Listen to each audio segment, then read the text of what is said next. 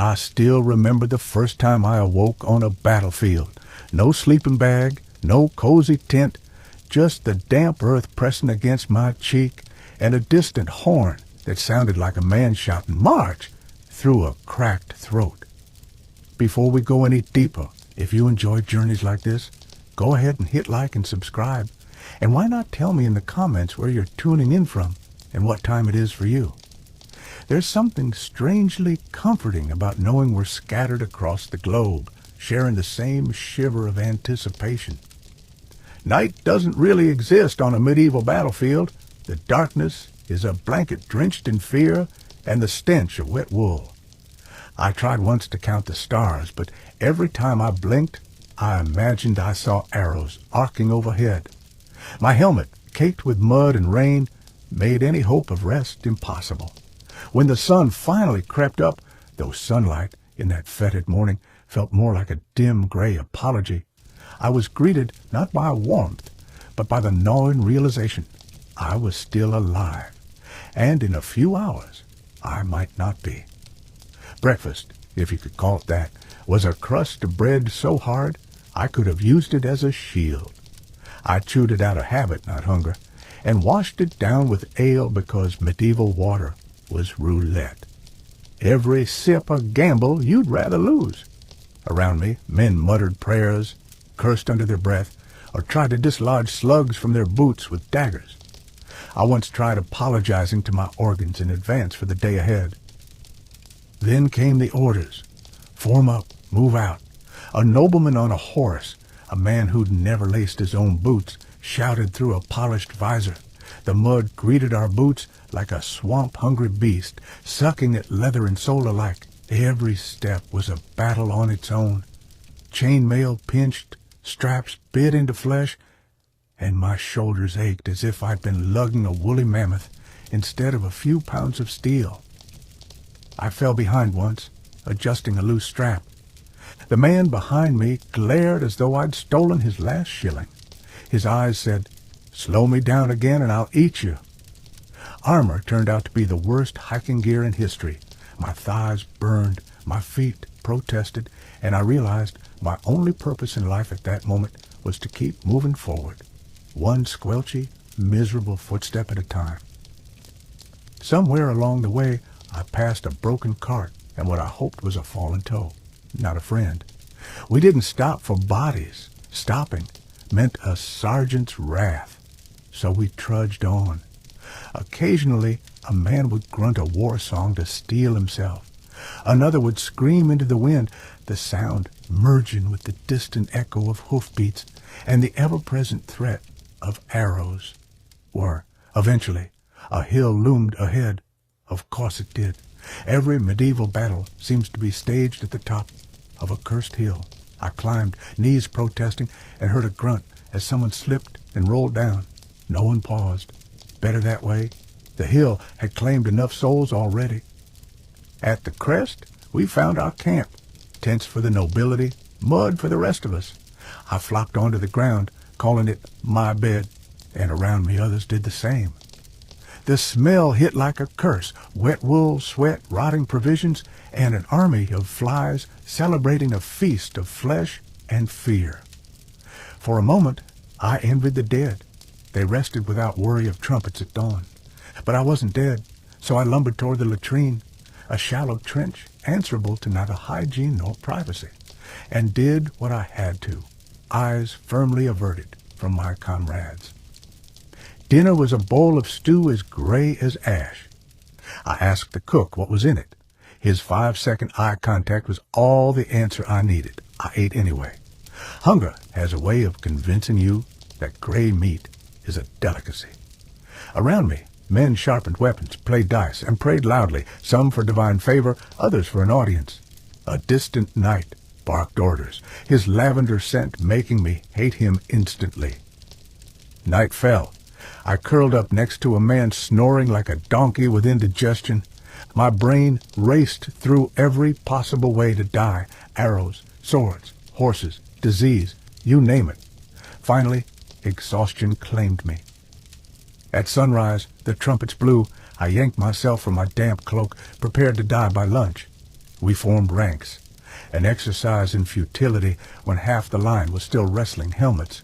The noble commander appeared, armor gleaming like he'd just stepped from a spa. He gave a speech. Glory, honor, God, swords to the sky. And then, forward.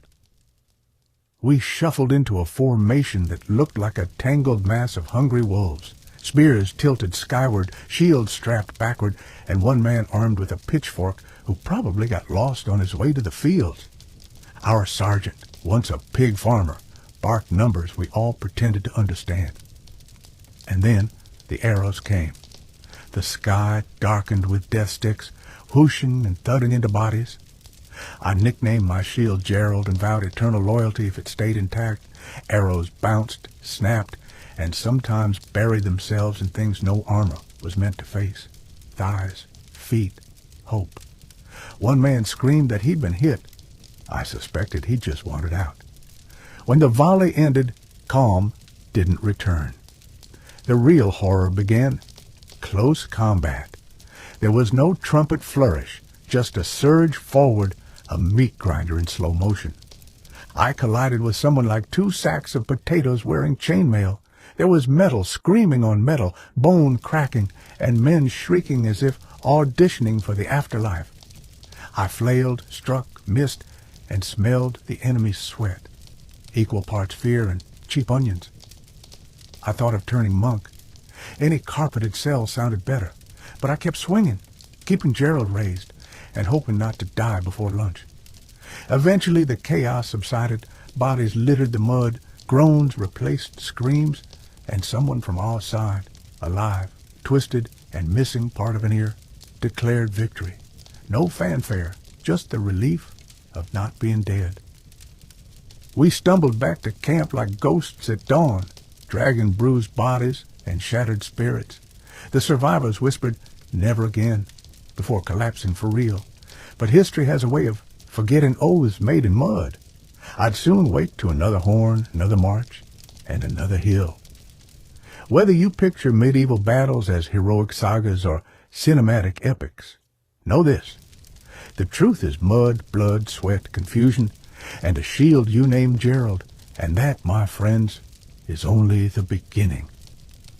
Centuries later, after I thought I had borne witness to the ugliest kind of struggle, I found myself standing atop an earthen rampart under the same sun that once glinted off my bloodied sword. This was no battlefield of clashing steel, but a frontier of ambition, the northern rim of ancient China. I could feel it in my bones, the same raw tension, the same dread, but here the weapons were not swords and spears, but shovels, rammed earth, timber, and sweat.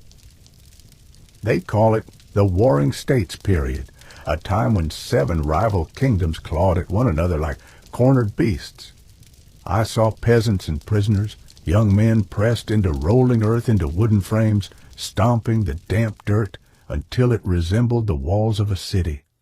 Many of these walls were little more than desperate scratches on the landscape, rammed earth barricades hastily thrown up to slow down raiders from the steppes.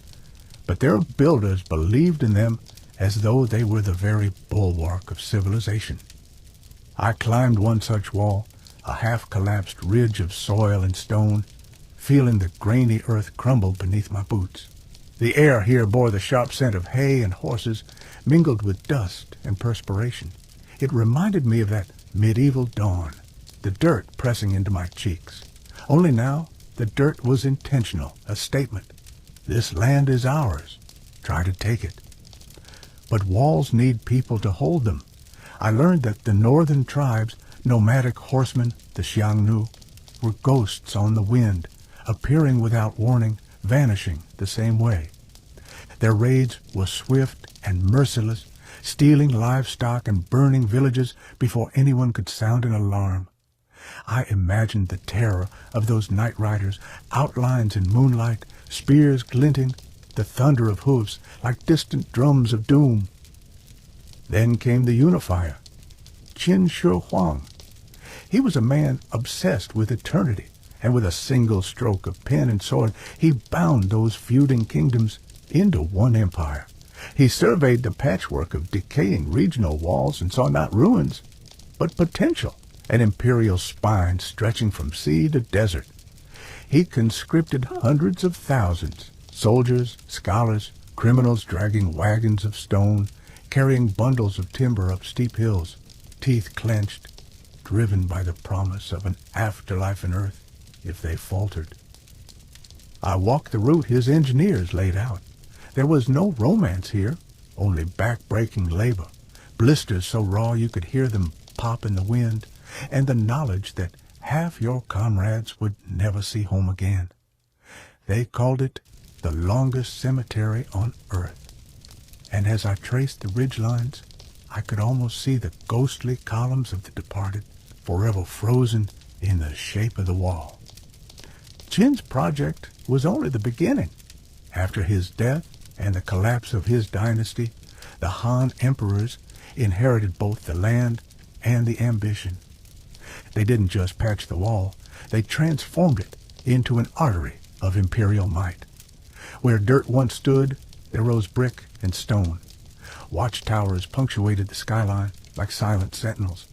Signal fires flickered across the horizon, carrying warnings faster than any rider could gallop.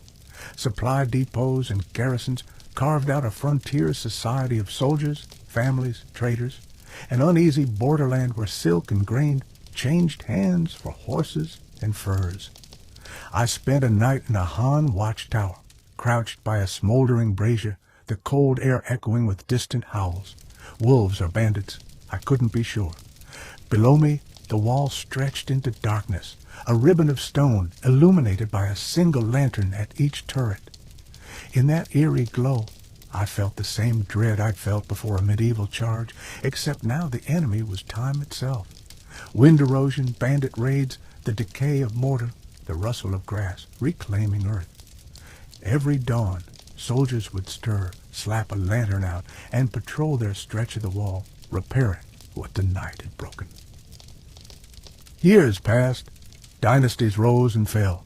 The wall crumbled in places, repurposed brick by desperate villagers, swallowed by shifting sands in others. Generations knew it only in fragments. A burying trench here, a lopsided ruin there, yet the idea of the wall was indomitable, resurfacing when the Mongol Yuan collapsed, when the Ming rose from the ashes, blooded by rebellion and fueled by a vow. Never again. Under the Ming, the Great Wall became the Great Marvel. Massive stone slabs replaced earth.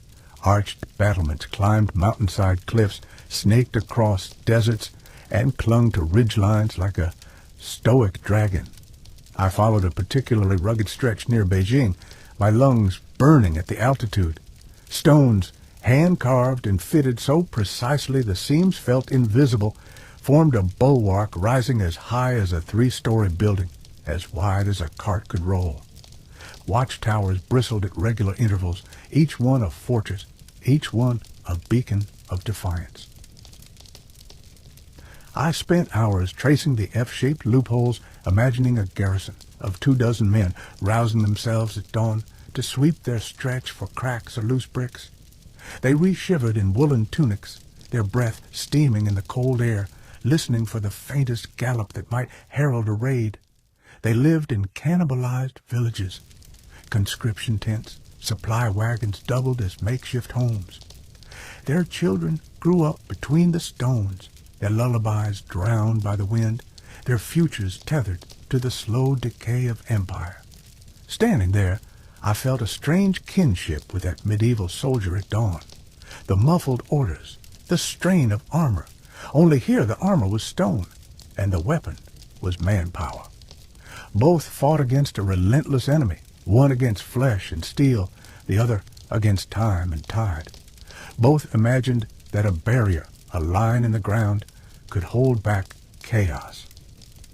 By the 17th century, the once proud walls had outlived their purpose. The Manchus slipped through surrendered passes rather than storming turrets. The gates were opened by generals turned traitors. The walls, once symbols of impenetrable might, were bypassed by human ambition. I walked that final breach, the Shanghai Pass, and marveled at the irony. A gatekeeper's handshake finished what arrows and cavalry could not. After that, the wall became museum, legend, and tourist trap. Foreign explorers romanticized it. Poets invoked it. Governments restored selected sections for spectacle. Travelers now scramble along restored paths, smartphone cameras clicking, selfie sticks waving. They see a symbol of national pride, of endurance. But I see the ghosts, the toilers beneath the yoke of conscription, the sentinels wrapped in frost, the builders who died of exhaustion, the traitors who unlocked gates with trembling hands, the generals who thought walls could contain men's hunger for power. Walking away from the last watchtower, I pressed my palm against the warm stone, still radiating sunlit heat, and felt the weight of centuries. This wasn't just a monument of stone. It was a monument of human yearning, fear of the unknown, desire for order, a stubborn hope that we could draw clear lines between us and them. I left the Great Wall knowing that no barrier is permanent, no wall impregnable. Every empire falls, every frontier shifts. All that remains is story. And what a story it is. I traded dusty stone walls for a horizon that seemed to swallow the sky itself. Endless plains stretching from Missouri to California, where the wind whispered secrets of urgency and danger. In 1860, I found myself saddling up as a rider for the Pony Express. A venture so audacious, it felt like a fever dream. Imagine birthing a mail service across 2,000 miles of untamed wilderness, relying on teenage riders, fresh horses, and the stubborn conviction that America could outrun its own shadow. They called us lightning riders. I was barely 18, lean as a willow branch and half an orphan, exactly the profile the company wanted. My first mount was a chestnut mare named Scarlet, her flanks rippling like wind-tossed silk. She and I set off from St. Joseph, Missouri, under a gray dawn sky, mail pouch slung across my back, in a leather mochila that felt heavier than hope itself. The plan was madness in ledger form. Build over 150 relay stations spaced 10 to 15 miles apart. Magazine-like corrals held 5 horses each. At every stop, I'd dive off Scarlet, yank the saddlebag, fling it over a fresh steed's back, and bolt on before dust could settle. It took less than 2 minutes. If you hesitated, you lost ground. Our goal was to deliver Abraham Lincoln's inaugural address to Sacramento in record time. As I galloped the first stretch, I imagined reporters clutching quills, waiting for the news.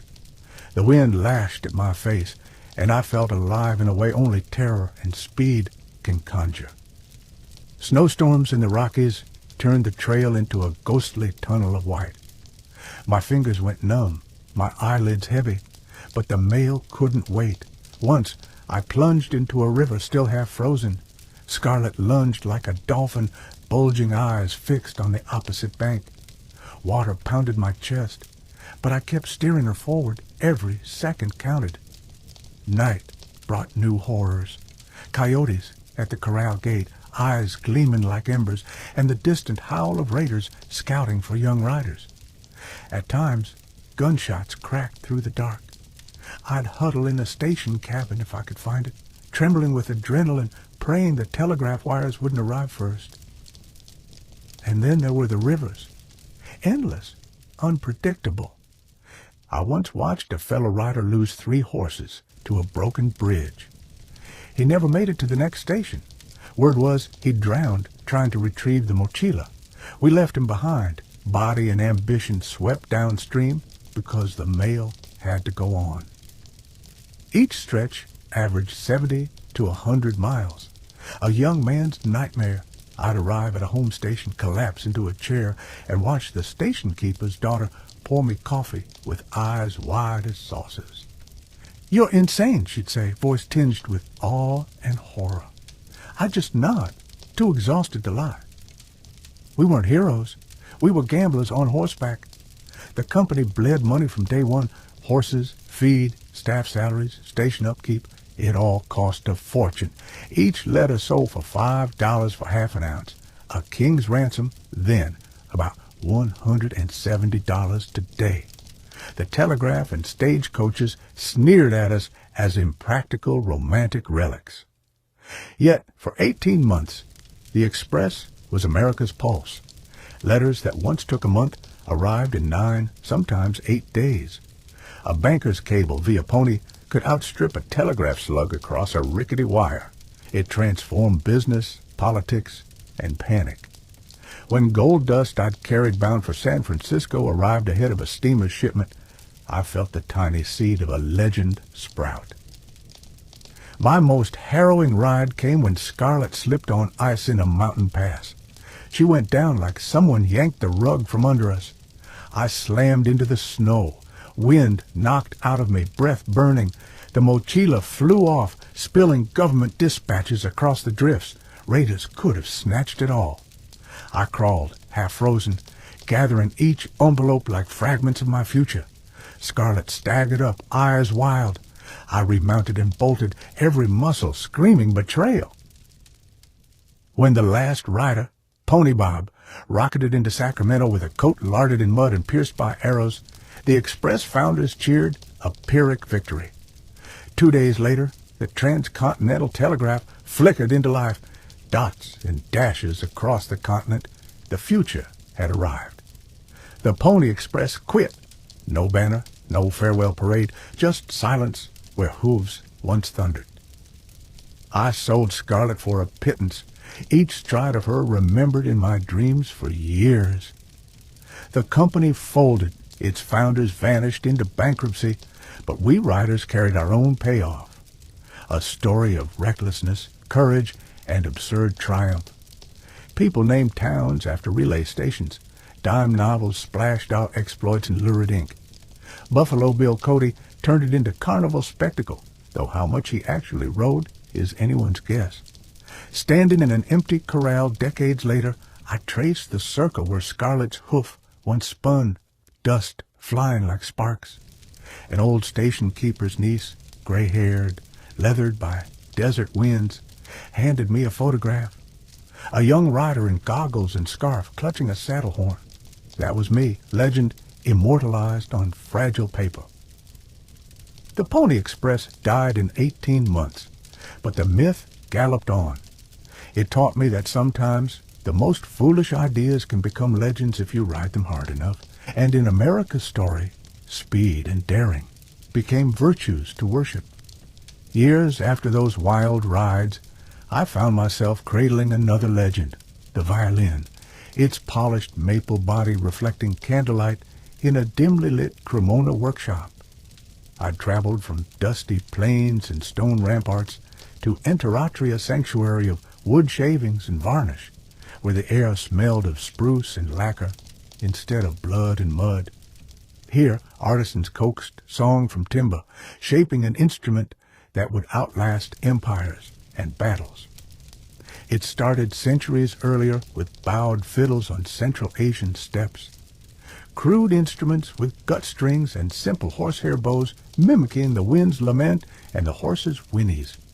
I imagined a nomad under a starlit sky, drawing a bow across strings to soothe his weary heart after a day of endless riding. Those early instruments drifted west along the Silk Road, transforming in Persian courts, Moorish Spain, and Byzantine halls. In each place, craftsmen added curves, tuned extra strings, and experimented with resonant wood. By the 16th century, Italy had become a crucible of innovation. In Cremona, a town unremarkable on any map, a master luthier named Andrea Amati redefined the fiddle. I knelt beside his workbench, watching as he carved the curved top from alpine spruce so thin it seemed translucent. He arched the back from flamed maple, carving F-shaped sound holes, not for beauty alone, but to let the music breathe outward. He tuned strings in perfect fifths, giving the violin its vocal range from haunting low G to shining E. In the glow of lamplight, Amati's apprentices passed around tiny scraps of wood, experimenting with varnish recipes, oil, resin, pigments, seeking a finish that would enhance resonance. Each coat deepened the color and stiffened the wood just enough to shape its voice. It was alchemy, raw materials transformed into an instrument that could whisper like a lover or roar like an avalanche. By the late 17th century, Amati's innovations spread. His students, Guarneri, Stradivari, took up chisels and scrapers, each refining proportions, thicknesses, archings. Antonio Stradivari, the golden genius, pushed boundaries further. I traced my fingers over a Stradivarius neck, its patina worn smooth by centuries of touch. He sourced spruce so resonant it seemed to hum at a glance, flames of maple so bright they caught the light like embers. His varnish, still mysterious to science, glowed red gold, sealing in centuries of sound. I played one bout in 1715, and the note sang deep through my chest, a living thing. I understood then why royalty and virtuosos paid fortunes for these instruments. They weren't tools. They were channels to another realm, where human breath and wood vibration intertwined in something timeless. By the 18th century, the violin had escaped workshop walls. Composers like Monteverdi and Vivaldi wrote concertos and operas where the violin was protagonist, not accompaniment. I heard Vivaldi's Four Seasons in a Baroque theater, the violin conjuring bird song, thunder, icy winter wind. The audience sat rapt, transported across landscapes by a single instrument. Then Paganini appeared, a gaunt figure with fingers so long they seemed from another species. He bent the violin to his will, spinning harmonics so high they floated like ghosts, and vaulting across strings in double stops that sounded impossible. He terrified audiences who whispered of pacts with the devil. I once saw him play in Milan. Between staccato leaps, the violin sounded less like wood and more like a voice from beyond. The violin's journey continued into concert halls and beyond. Mozart and Beethoven wrote sonatas and symphonies, each violin line a thread in the tapestry. Haydn led orchestras that swelled violin sections into melodic engines. Brahms and Tchaikovsky gave them heroic anthems that raised the hair on my arms each time I heard them. Beyond Europe, the violin shed its classical robes and donned new identities. In American Appalachia, fiddlers played reels for dancing feet, bowing fast and low to make feet shuffle and hearts leap. In Hungary and Romania, gypsy violinists poured soul into every bend and trill, their music at once mournful and fierce. In Indian courts, musicians sat cross-legged, violin resting on the ankle, drawing sinuous melodies with microtones and slides unknown to Western ears. Each culture made the violin its own, breathing new life into Amati's curves. Today, I teach students both classical and folk styles. I remember the first time I saw a YouTube violinist adding loops and electronic effects in real time, turning the instrument into a one-person orchestra. I watched children in Nairobi study technique via online masterclasses, drawing centuries of craft through tiny screens. The violin remains a bridge across time, across continents, across hearts. In a world of steel and screens, the violin still embodies raw humanity. Its wood records fingerprints like an old friend's handshake. Its strings vibrate with the breath of souls long gone and spirits yet to come. When I bow, I'm not just playing notes. I'm continuing a story chiseled in wood, stained in varnish, and carried by every hand brave enough to coax music from a shaft of wood and horsehair. From the creaking battlefield dawns to the silent ramparts of stone, from chestnut mares galloping across wild plains to a single violin note echoing in a grand hall. I've walked history's edge. I've felt the weight of armor, the thrill of speed, the resonance of centuries. And through it all, I've learned that humanity's most enduring monuments aren't walls of stone or towers of steel, but the stories we carve into our minds and pass on through mud, blood, wood, and song. When I first heard my old campaign slogan, "Never Again," I swore it with every fiber of my aching body. Yet history has a way of pulling you back into its tide, and for me, that tide was the unsung battlegrounds of courage, the acts of silent heroism that never make it into the chronicles. Tonight, we're going to linger in their shadows, because every fortress, every front line, every furious charge depends on more than swords and trumpets. It depends on quiet hands, steadfast hearts, and simple choices made in the face of impossibility. Let me take you back to a breaking dawn march across a sodden field. The sergeant's voice cracked like a whip. "Form ranks!"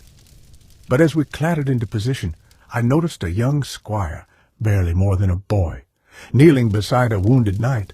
While the rest of us braced for that familiar horn blast, he was adjusting the knight's breastplate, wiping mud from a gash at the man's temple. His armor straps had frayed ropes, his gloves were torn, and his leather hose hung limp. Yet he never flinched. He used his own cloak to staunch the wound, murmuring, "You've held the line, sir. We'll see you through." Then he sprinted back to his post, shoulders squared, eyes burning with resolve that no blade could match. I learned later his name was Behrman. No chronicler recorded his deeds, and after the battle he vanished into the ranks, a marionette released from its strings. But it was Behrman who carried water to parched horses at dusk, who tightened girths under fire, who whispered courage into trembling recruits. He was the sinew that bound the army's ragged sinews, the very definition of unsung hero. Unsung heroism isn't confined to knights' pages. On the northern frontier of China, behind the massive Ming battlements I'd helped restore, were the laborers, peasants, exiles, prisoners, who bore the wall's weight on their backs.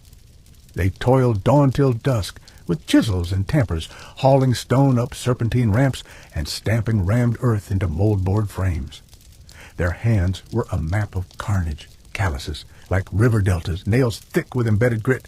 They sang grim songs to ward off despair, songs I still hum when my own hands ache from stone work. Hey, I met one such laborer's grandson, a farmer named Li Ji, lean and stooped. Li Ji carried in his bones the legacy of those ancient toilers. He led me to a stretch of wall where the bricks had been patched so often the original seam was lost. "My grandfather never spoke of what he built," Ligia said, tracing the mortar lines with a fingertip, "but every grain of sand he pressed was a promise, to keep the barbarians at bay, to protect his family's fields." In his eyes, I saw gratitude not for glory, but for the invisible scaffolding of civilization those nameless hands had raised. On the plains of the American West, when I rode for the Pony Express, the riders were the show, the daredevils galloping through blizzards, but the real backbone lay in the relay stations. Every 5 or 10 miles, red clay barns and corral fences marked the next chance to swap mounts. The station keepers and their families lived in isolation, cabin walls thin as paper, supply wagons for beds, and no guarantee the next rider would arrive. They tended fires through howling wind, baked bread over coals, patched saddles at midnight, and kept their children close when bandit rumors twined through their dreams. I'll never forget Clara, the station keeper's wife at Deep Hollow, Nevada. We'd been snowbound for 36 hours, each of us riders pale specters with ice-matted scarves. When Clara opened her door, she could have chased us off, for protocol, for safety, for profit. Instead, she pressed a bowl of pheasant stew into my numb hands and said, "Eat, or you'll be no use to the mail." Her smile was warm against the gale. That night, her daughter tucked a wool blanket around my shoulders as I slept by the hearth. Clara never carried a rifle. Her weapon was hospitality, and it made all the difference between a rider's collapse and a writer's sunrise. Closer to home, in the temperate hills of Italy, I found a different kind of unsung hero, the apprentice in a luthier's shop. We revere Stradivari and Guarneri, names carved in legend, but behind every master's masterpiece stood apprentices sanding edges, mixing varnish, and testing wood density with fingertips. I spent weeks in a small workshop outside Cremona watching a young apprentice named Marco. His hands moved through the sunlit dust, carving F-holes into a violin top so thin it threatened to collapse. He adjusted tool angles by microns, his brow furrowed in concentration. When the master tested the sonorous arch, Marco would close his eyes, listening, adjusting again. One evening, after the tuning peg slipped and sent a precious spruce scroll tumbling, Marco caught it with a startled gasp, then held it as though it were a newborn. Without his precision, that violin would never ignite an audience's tears centuries later. Then there are the wartime musicians, the ones who risked bombs for a few notes of hope. During the Blitz of World War II, London's Philharmonic Hall lay in ruins, but beneath its shattered roof, a violinist named Helen continued to play. She had nowhere to rehearse except a dusty cellar beneath a hospital ward. Soldiers and nurses gathered, clutching their gas masks as she drew the bow across the G-string. Box air curled through the brick arches, and for a moment the bombs felt miles away. I met an old nurse who remembered that night. Her voice cracked as she recounted, "I'd never heard such determination from wood and gut. It was music against the abyss." Helen's name faded after the war, but her gift survived in every cello's lament and every violin's quiver we hear when we confront darkness. On the walls and plains, in workshops and cellars, these faces recede into shadows, but their choices still define us. They remind me that history isn't just the clash of armies or the flourish of a concerto. It's the basin of muscle-pulling pints for horses, the tapestry of fingers carving wood, the ember of hospitality in a freezing night, the courage to play a bowed prayer under burning skies.